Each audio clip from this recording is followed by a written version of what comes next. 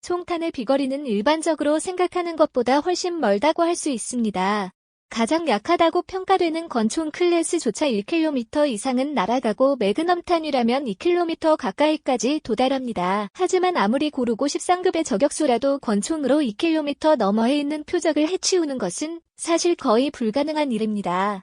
우리에게 친숙한 소총탄이라면 4km 이상까지 날아갑니다. 그럼 정말 재수없게도 1km 밖에 있는 사람이 권총을 잘 못 쏴 우연히 그 자리에 있던 1km 거리에 있는 사람을 사살할 수 있을까요? 먼저 1km 정도의 거리를 날아간 권총탄은 발사되었을 때 가지고 있었던 에너지를 다 써버리면서 뭔가에 맞았다고 하더라도 데미지를 줄 만한 힘은 남아있지 않게 됩니다. 최대 사거리라고 불리는 이 거리는 탄환이 발포된 후 지면에 떨어질 때까지의 거리를 나타내는 수치입니다.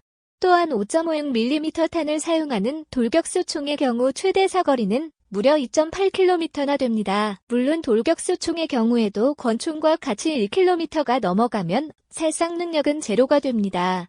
또한 7.62mm 탄을 사용하는 돌격수총의 경우에는 최대 사거리가 3에서 4km까지 날아가게 되며 소총탄 풀 사이즈의 경우 최대 4km까지 날아가며 기관총의 경우 4에서 6.8km까지 날아갑니다. 전설의 저격수 헤스콕 실제 모습 6.8km라니 차로 가도 꽤 가야 하는 거리를 기관총은 단숨에 도달합니다. 속도도 속도지만 최대 사거리가 굉장히 먼 편이죠. 그러면 기관총으로 저격도 가능하잖아? 라고 생각하시는 분이 계실 겁니다. 그런데 실제로 그러한 일이 있었습니다. 전설의 저격수라고 불리우는 원샷 원킬의 창시자 헤스콕이 M2 중기관총으로 한때 세계 최장 기록이었던 2.3km 거리를 저격에 성공합니다.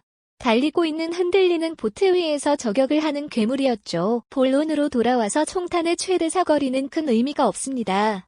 소프트볼 던지기나 포환 던지기의 비거리와 같은 원리지만 총탄은 맞았을 때 파괴하거나 상처를 입힌다는 목적을 달성하지 못하면 의미가 없습니다. 날아간 거리로 기록을 재는 운동 경기와는 다른 것이죠.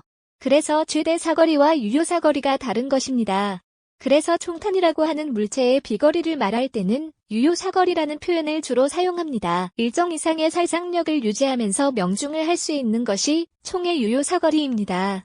이것도 총마다 유효 사거리가 전부 다릅니다. 그렇다면 권총과 소총탄의 유효 사거리는 얼마일까요? 물론 총마다 다르겠지만 평균적으로 권총이라면 길어도 50m, 우리나라 남자들에게 친숙한 5.56mm 구경의 돌격소총이라면 200에서 350m, 7.62mm 클래스의 AK-47 전투소총이나 자동소총, 스나이퍼 볼트 액션 소총 등이라면 500에서 1.5km까지 유효 사거리로 말합니다.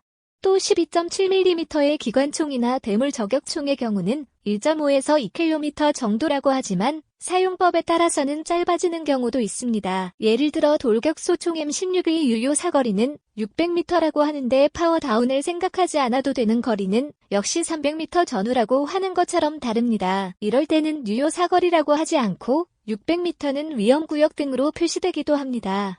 유효 사거리는 각 나라마다 다르게 표기하는 경우가 많은데 명중했는데 사거리가 멀어 무력화하지 못했다를 대단히 싫어하는 러시아와 같은 나라에서는 이 유효 사거리를 더욱 짧게 설정하여 M4와 같은 총기라도 100에서 200m 정도의 거리를 사거리로 상정한 채 운용하고 있습니다. 다만 여기서 또 주의할 점이라면 이러한 최대 사거리와 유효 사거리는 상정하기 위한 전제 조건에 따라 그 수치가 얼마든지 변할 수 있다는 점입니다. 같은 5.56mm의 돌격소총이라 해도 개별 모델, 특히 총신 길이나 장약의 종류에 따라 사거리가 달라지는 경우가 있습니다. 절대적인 수치는 아니니 평균적으로 이만큼 날아가는구나 라고 생각하시면 될 것 같습니다.